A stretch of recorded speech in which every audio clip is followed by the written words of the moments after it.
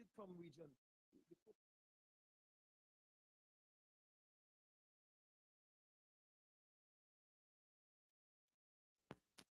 In their particular region. It doesn't necessarily mean that I'm going to region 10 to plant rice. But I can go to region 10 and tell them we're going to move to pineapples or we're going to move to citrus. And those are the things that we want Guyanese to understand that the APNU will plan for our people, not only all Guyanese, but particularly those of our youths. It's interesting that the People's Progressive Party has an approach that seeks initially to destroy what was good, hope that people forget that good existed, and then bring back what was always good and pretend that it's a new initiative. For example, Region 1 produced a large percentage of the peanuts produced in this country years ago. Region 1 produced and shipped to the coast ground provisions, yams, which you don't see anymore, Right. eddos, and you had ginger and all these things in very, very large quantities. The People's Progressive Party removed those farmers from the Winey River area, failed to reallocate them to anywhere else, and essentially shut down the agricultural production, which was responsible for hundreds of tons of produce coming to the coast from Region 1. When, in the early days of the People's National Congress in government, Cherry Jagan himself told rice farmers not to plant rice, Correct. but to rear cattle. I can remember those being so it's been told. Right? So that if you planted rice, you were supporting Burnham's government. So rear cattle. And then when the People's Progressive Party came to government, Cherry Jagan told them, why are you mining cattle? It's destroying the land. Plant rice. So there's a lot of the same that's happening at the moment. It is counterproductive, but what are the plans of the parliamentary opposition as the next government to deal with these issues so that food production can be lifted? Well, Marvin, one of the things, and I rightfully mentioned, that it is for our government, and when I say our government, I mean that we getting into office at the next general and regional elections. It is for our government to, first of all, study the region. It is for our government to understand whether it is feasible for aquaculture, whether it is feasible for cattle rearing, whether it is feasible for sugar. And when you would have already established that, you fund so as to meet those studies and be able to develop policies to not only have it done, but give the people the resources that are needed and let it be developed and established within the region. I can remember in my younger days, coming from Region 5, the Mahaica Myconia Barry Rice Development Authority, MMA. And when MMA was developed or conceptualized, many people would have said that it was because Burnham understood what it was for rice production in Region 5, what it was for cattle. So when you check along the MMA and the works that were done within the Myconia Barry area, Burnham skillfully designed, with his technocrats, of course, that area so that one section of MMA provides for rice farming. Another section provides for dairy and cattle production. Another section provides the whole architecture for drainage and irrigation. So he did not only wake up one morning like the PPP do, and sometimes, the leader of the opposition say they flick and hope that they land on the foot and say, I'm giving $350 million for 300 youths in region 2 in hydroponics. Is it that hydroponics is really necessary for region 2? That is a question for the PPP.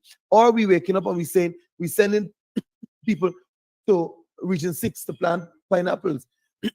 Is it that it is necessary? So we see the PPP don't study and they don't plan so as to get the best yield of what we want. And I'm committing that the coalition government, next coalition government, will focus heavily on studies and then implementation. Speaking to the question of your geographic constituency responsibility in the parliament, you identified a number of villages which you say have been neglected in terms of public infrastructure works. Hopetown, Belladrum, Lovely Lass, Trafalgar, Kingley, Central Maikoni, Calcutta, Port, Burma, Ithaca, among a list of villages that you pointed out were being overlooked. Very much. And you pointed to Bushlot and Bat settlement, where in excess of 50 roads were either repaired or built. You refer to this as an apartheid scheme. In budget 2024, do you detect any measure to satisfy the needs of the people who live in these villages that you identified, following your advocacy and the work of the parliamentary opposition and bringing this kind of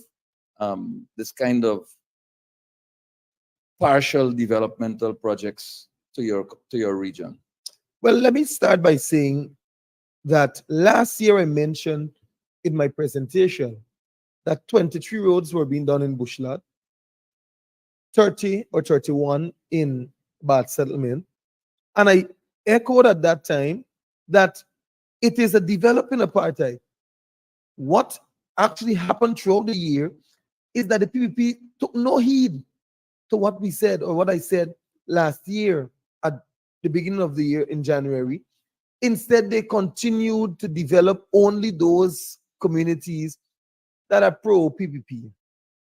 And what actually happened is that as the year progressed, the people themselves begin to rebel against them. Of course, with your guidance and your direction. And so those villages that I would have mentioned, the people stood up and they spoke because they were enlightened about what is actually happening. Because billions of dollars were spent on the communities that I mentioned, that is Bushet and Bath Settlement and some other, whilst none was spent in Belladrum, none in Hopetown, none in Central Maikoni and Ithaca. What we have done is that we have continuously listed and highlighted what they were doing by showing the deplorable roads. We even went as far as reporting to the task force, the team that came from the United States, the fact-finding mission, and we showed them what really was happening in Region 5. Lo and behold, 2 weeks after the fact-finding mission left Region 5, Marvin, the Ministry of Public Infrastructure took on a mandate to complete about 31 roads. I have the list and I can publish it in Region 5. That is after I handed over an entire list and documentation to the fact-finding mission that came from the United States. They came now at the end of the year within November and early December to say that they're moving to fix roads in Region 5. As I speak, they're fixing roads in Region, some of the roads in Region 5. In some of the very communities, they list them one by one and spread it across the region to make it look as though they're doing something. But the reality is in this budget, the same thing that they did last year repeats itself. They have listed roads in only their stronghold or their support base with the hope that people will not realize that is what they're doing continuously, except for the fact this time they didn't put 23 in one, they didn't put 30 in one because I highlighted it. They put them in 2s and 3s, but they ensured that it was only the PPP supported villages that are receiving. But I got news to them. When the works will begin, we will let them know that as the roads in our communities become impassable, we will shut the communities down. And it will affect not only our community as it is, we will ensure that it affects those that are receiving the benefits because all Guyanese must get it. And I will be front and foremost the leader of our people in that struggle. Shifting gears to Gaisuko, you made the profound point that the parliamentary opposition has no issues with sugar workers or the sugar industry in general. What the parliamentary opposition has is a difficulty with the way in which the corporation is being managed, and that right sizing was, in fact, the right thing Correct. to do. You made the point about $30 billion in these last 3 years being being voted for Gaisuko to produce half the amount of Mhm. sugar Correct. that was being produced when the coalition was in government. Particularly, you cited the 2019 numbers. Would you want? Do you want to expand a little bit on the relationship you anticipate is necessary between the parliamentary opposition and the sugar workers, particularly? Well, what I want in making that point, I wanted Guyanese and particularly those in the sugar industry to understand, the workers, that it is not that the coalition does not have interest in the well-being of our sugar workers. As a matter of fact, it was because the coalition understood that rather than leaving the industry to collapse as an entire entity, you work with those estates that will continue to produce sugar and eventually take the company back to some level of viability and be able to sustain itself over time. What, in fact, the PPP tried to do is just show the nation that they can reopen estates. And I bring this over to you very early. At Rosal Estate, which they recently rehabilitated and reopened, they have 6 boilers there. Out of the 6, 3 of the boilers are operational. The factory, they spent almost $5.5 billion in the rehabilitation of the factory, and another 6 point something billion dollars in that of the field works, expanding the cane, trying to get canes and all of that for the factory. When they started grinding, the very first 2 weeks of the estate of grinding, the factory collapsed. This is not to say that it is because the factory was down for some time, because they rehabilitated it to meet what they wanted to do. So they spent billions of dollars. When we come to the end of the crop, which was supposed to be, as a matter of fact, a premature end, they only produced 1,034 tons of sugar. When you put together over $10 billion being spent just to produce 1,000 tons of sugar, great loss for not only the economy, but Gaisuko. When we compare that to what we would have done, in that we ensure that we pump up the resources into Blairmont, Iflot, and Albion, retooling and revitalizing both the factory and field, and also ensuring that the workers were properly trained. We saw over the years that sugar not only sustained itself because we came for less and less from the treasury every year under the tenure of which you were part of the parliamentary government at that time of the APNU. And in the end of it, at an average over the 5 years, we continue to produce at an average of 100,000 tons of sugar.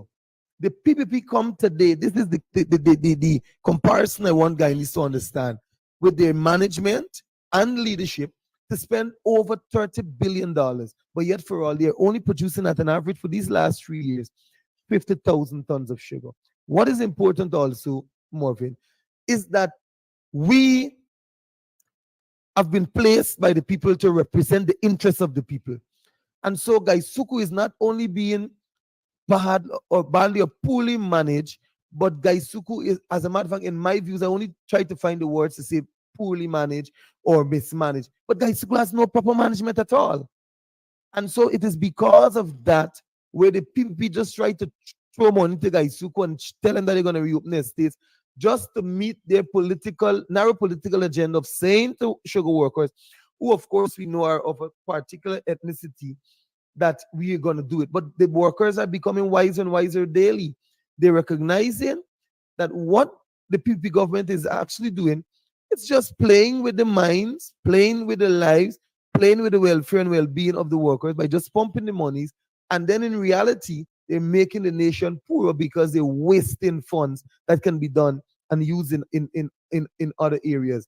And so the workers themselves are becoming knowledgeable of what is actually. As a matter of fact, speaking to several workers who are now at Rosal Estate, they said it doesn't make sense that they brought them back from Blairmont to Rosal because when they're harvesting the canes, they had to stop harvesting because the factory could not grind anymore. So it was not just an end to the crop, it was a premature end. Well, the records will show that when the AP and UAFC came to government in 2015, Gaisuko was cash strapped. Kasha, Gaisuko was underperforming. definitely. Gaisuko was under-maintained at the level of both field and Both factory, drainage and irrigation too. and there was need for a tremendous sum of money. And over those 5 years, I believe close to $30 billion would have been injected into Gaisuko as part of retooling, rehabilitating, and servicing debts, particularly to the GRA and the Correct. National Insurance Scheme in the Yes. sum of billions of dollars. Billions. So that it is really unfortunate that the People's Progressive Party will members will stand in the National Assembly and behave as though they left a highly productive, cost-efficient, cost-effective, Right. and profitable entity Yes. when they demitted office in 2015. So, going forward, do you see a future for the Guyana Sugar Corporation as a foreign exchange earner, as an alternate, as an additional service provider to the communities within which they operate? Well, yes, Morgan. I do see as an AP and UAFC government, we see a future for Gaisuku. But what we would want to ensure is that whilst Gaisuku continues to survive, that its management, it is being managed prudently, and that we do not expend monies in a way that this government is doing without the necessary returns. And so we are going to ensure that we move to examine the affairs of Gaisuko and be able to treat with those that we will find when we get into office and keep Gaisuko alive. So this thing they talk about, we're going to shut down all the estates. We are going to keep Gaisuko, but we will not keep Gaisuko at the expense of public servants and all the other sectors of the country. By just spending money, having it been mismanaged, we will ensure that Gaisuko is managed properly. And on another occasion, we will discuss the disposal of the assets of what was the Leonora Sugar Estate Yes. at another time in another conversation. But for now, Vinceroy, I'd like to thank you very much for joining me on this conversation, but Budget 2024. I know you have to rush back to the National Assembly to follow to the conclusion today's budget debate. So thank you very much once again. And to our viewers, thank you for joining and staying with us. We will be back on Budget 2024 to continue this conversation.